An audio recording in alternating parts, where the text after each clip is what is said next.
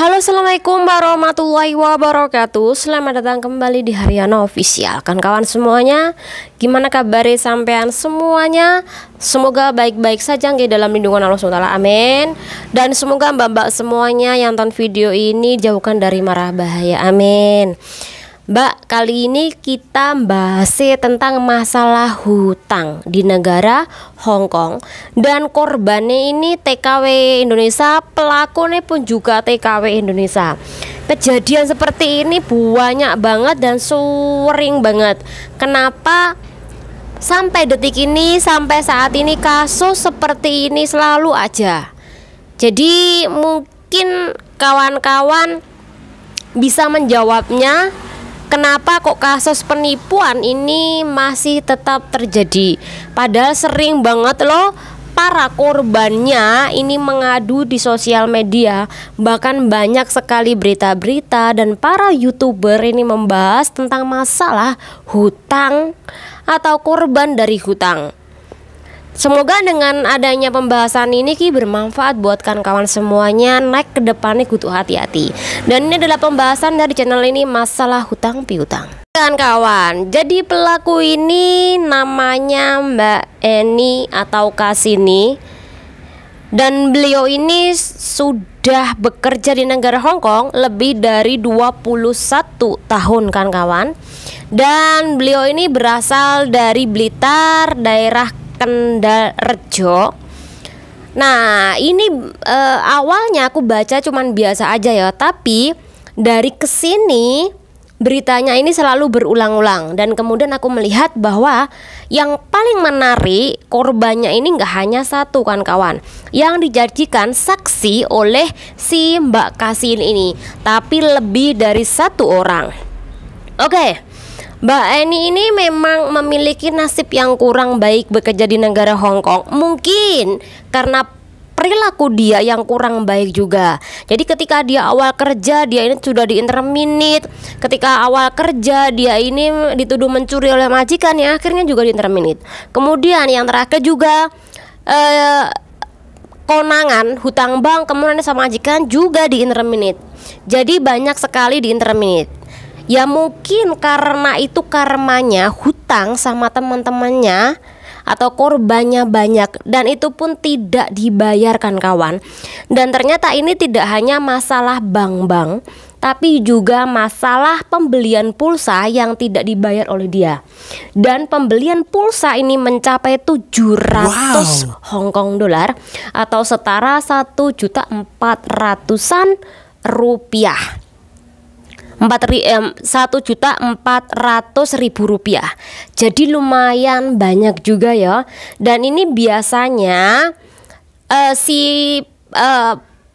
korban yang jualan kartu itu terlalu percaya. Dan kejadian ini juga banyak loh. Orang-orang jualan pulsa, tapi mereka tuh tidak men-stop bahwa batas maksimal orang yang beli pulsa harus segini. Tapi ketika Anda ini mengeloskan dol, yaitu sampai banyak dan akhirnya tidak mau dibayar. Jadi yang rugi siapa? Hayo. Jadi lain kali buat orang-orang yang jualan pulsa itu agar lebih berhati lagi, dan tolong untuk dibatasi batas maksimal pembelian pulsa sebelum dibayar ya rek. Oke. Korban pertama ini menceritakan bahwa dia ini dijadikan saksi bank. Kemudian total dari pinjaman bank itu sebesar 16.040 sen dolar Hong Kong atau setara dengan sekitaran ya 32 jutaan atau 33 jutaan. Jadi lumayan besar kawan-kawan. Ini yang pertama. Kemudian yang kedua, ini juga ada Mbak Indonesia. Ini juga ditipu dengan dahly. Konon katanya dia kekurangan uang lah, ibunya sakit bla bla bla. Jadi Mbak ini mau membantu si Kasini, yang akhirnya ketika dibantu dengan pinjaman uang di bank, yaitu sebanyak 40.000 dolar Hong Kong atau setara 80 juta. Wow. Tetap aja juga tidak dibayarkan kawan.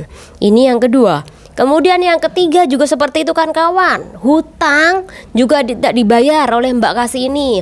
Sehingga ketika tidak adanya pembayaran, bahkan sampai si Kasih ini tidak menghubungin, bahkan si Kasih ini lost kontak, akhirnya si korban ini meminta bantuan keluarga untuk mendatangi rumah Kasih ini.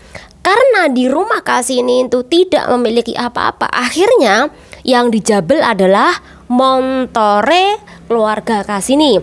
Ketika dijabel itulah, dan itu kan kepemilikan tidak begitu lengkap ya Rek.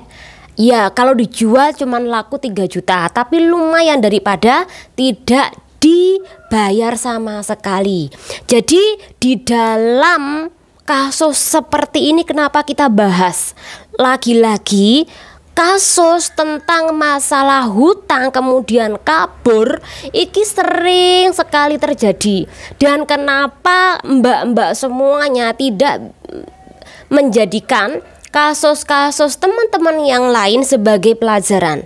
Atau mungkin sampean ini terhipnotis, atau memang sampai itu memiliki hati yang lembut sekali ketika ditangisi sama sesama teman Indonesia, sesama satu kampung, kemudian teman yang akrab sekali, sehingga Anda ini ternyuh.